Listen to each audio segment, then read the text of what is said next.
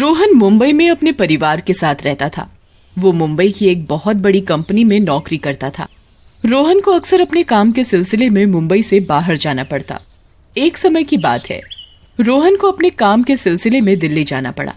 रोहन दिल्ली पहुंचकर अपना सारा ऑफिस का काम करता है। उसे काम करते करते काफी रात हो जाती है। अरे बाप रे, मैं तो बहुत लेट हो गया। मैंने तो अभी तक होटल भी बुक नहीं किया। ओफो।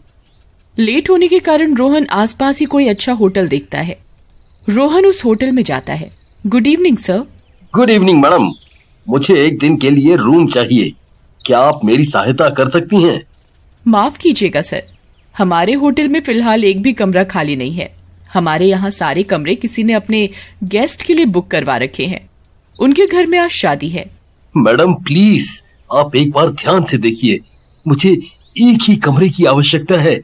मैं कल ही सुबह जल्दी खाली कर दूंगा। सॉरी सर, हमारे पास एक भी रूम अवेलेबल नहीं है। रोहन काफी जिद करने लगता है। वो बहुत थका भी होता है। उसकी और होटल ढूंढने की हिम्मत भी नहीं होती। सर, हमारे पास सिर्फ एक रूम है। फिर आप देते क्यों नहीं? मैं कब से आपसे मिन्नतें कर रहा हूँ। सर, वो रूम बहुत रिस्की है। उसमें अजीबोगरीब हरकतें होती हैं। काफी गेस्ट की शिकायत आई है। आहा, ऐसा कुछ नहीं होता है मैडम, आप चिंता ना करें। आप मुझे वो कमरा दे दें। सर, वो कमरा आप अपने रिस्क पर लेंगे। अगर उसमें कुछ अनहोनी होती है तो इसका जिम्मेदार आप होटल को नहीं ठहराएंगे। हाँ बिल्कुल मैडम, आप चिंता ना करें। अब आप बस मुझे वो कमरा दे दें। मैं काफी थका हुआ हूँ। रिसेप्शनिस्ट रोहन की बात सुनकर उसे कमरे की चाबी दे देती है। जैसे ही रोहन अपने कमरे की ओर जाने लगता है, सर आप रात में गेट न खोलें। अगर आपको आवाज आती है तो, बाकी आपको किसी चीज की जरूरत हो तो आप 9 नंबर पर फोन करें। ठीक है। रोहन बहुत थका होता है। वो फटाफट अपने रूम में जाता है। चलो जल्दी से मुंह हाथ धोता हूँ, फिर डिनर करके आराम से सोऊंगा। मुझे बहुत जोरों से भूख भी लगी है और मैं बहुत थका भी हुआ हूँ। रोहन अपने कपड़े लेकर नहाने चला जाता है। नहाते नहाते बीच में पानी आना बंद हो जाता है। अरे ये कैसा होटल है, नहाते नहाते पानी आना बंद हो गया। रोहन के ये बोलते ही पानी फिर से आ जाता है। जल्दी बाहर नहाकर निकल जाता हूँ, पता लगे फिर पानी चला गया। रोहन नहाकर निकलने के बाद टीवी चलाता है। टीवी में सारे चैनल पर भूत की फिल्म आ रही होती है। चलो आज कोई अच्छी सी फिल्म ही देख ली जाए। रोहन टीवी पर एक भूतिया फिल्म लगा देता है। रोहन को जोरों से भूख लगती है। चलो अब पेट पूजा हो जाए। मैं सुबह से काम करते करते थक गया, भूख भी बहुत जोरों की लगी है। रोहन 9 नंबर पर रिसेप्शनिस्ट को फोन करता है और खाने का ऑर्डर देता है। Hello madam, room number 301। Yes sir, बोलिए, मैं आपकी किस तरह से मदद कर सकती हूँ? मेरा खाने का ऑर्डर लिख लें। रोहन अपना ऑर्डर मैडम को बताता है। करीब आधे घंटे में रोहन के कमरे की घंटी बजती है।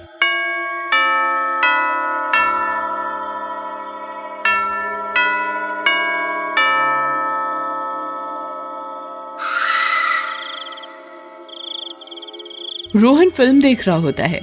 लगता है खाना आ गया है। रोहन बाहर जाता है। वो गेट खोलकर देखता है तो बाहर कोई नहीं होता। शायद कुछ टेक्निकल प्रॉब्लम से बेल बज गई। रोहन गेट बंद कर देता है और फिर आकर अंदर अपने बिस्तर पर लेट जाता है। फिर से बेल बजती है। रोहन फिर उठता है और गेट खोलता है। फिर से उधर कोई नहीं होता। लगता है आसपास के कमरे में बच्चे होंगे, वो ही ये शैतानियां कर रहे होंगे। रोहन अंदर आकर बैठता ही है, तभी अचानक कमरे की लाइट चली जाती है। अरे ये कैसा होटल है, कभी पानी नहीं आता, कभी लाइट चली जाती है। रोहन 9 नंबर पर फोन कर बताता है कि उसके कमरे की लाइट नहीं आ रही। रोहन बोल ही रहा होता है कि इतने में लाइट आ जाती है। मैडम आ गई लाइट। अब आप बस डिनर थोड़ा जल्दी ऊपर भिजवा दीजिए, काफी देर हो गई है। जी सर, बस 5 मिनट में आपका डिनर आपके पास आ जाएगा। ठीक 5 मिनट बाद रोहन के कमरे की बेल बजती है। रोहन गेट खोलता है। सर आपका डिनर आ गया है।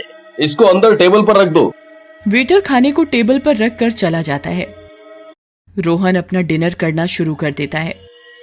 खाना खाते हुए उसे बहुत जोर की प्यास लगती है। अरे यार, मैं पानी मंगवाना तो भूल ही गया। रोहन पानी के लिए रिसेप्शन पर कॉल करता है। रोहन फोन रखता ही है, इतने में अचानक गेट की बेल बजती है। अरे अभी तो बोला था, इतनी जल्दी पानी कैसे आ सकता है 3rd फ्लोर पर। रोहन गेट खोलता है तो वेटर पानी लेकर खड़ा होता है। रोहन हैरान हो जाता है। वो पानी लेकर गेट बंद कर लेता है। रोहन खाना खाकर टीवी देखने लगता है। इतने में ही बाथरूम का पानी फिर से चालू हो जाता है। लगता है इस होटल के नल ही खराब हैं। कभी भी पानी आ जाता है, कभी भी चला जाता है। रोहन को अभी तक ये सब नॉर्मल लग रहा था। जैसे ही रोहन बाथरूम में नल बंद करने गया तो जो उसने देखा वो देखकर रोहन हक्का बक्का रह गया।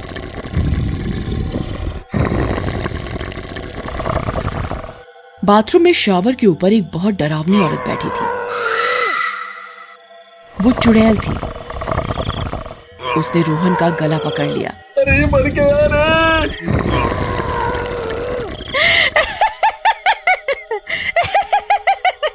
तुझे कितना मना किया था रिसेप्शनिस्ट ने, पर तू माना नहीं। आज तेरा अंतिम दिन होगा। तुझे मैं नहीं छोड़ूंगी। तू खुद मेरे पास चलकर आया है मरने के लिए। अरे अरे नहीं, मुझे छोड़ो, मुझे छोड़ो, छोड़ो। रोहन चुड़ैल से अपना गला छुड़वाने की कोशिश करता है। तुझे नहीं छोड़ूंगी आज मैं, कितना ही जोर लगा ले। रोहन चुड़ैल से अपना गला छुड़वाकर भागने की कोशिश करता है। भागो रे। वो गेट की तरफ भागता है। रोहन गेट खोलने लगता है। वो देखता है कि गेट तो बाहर से बंद है।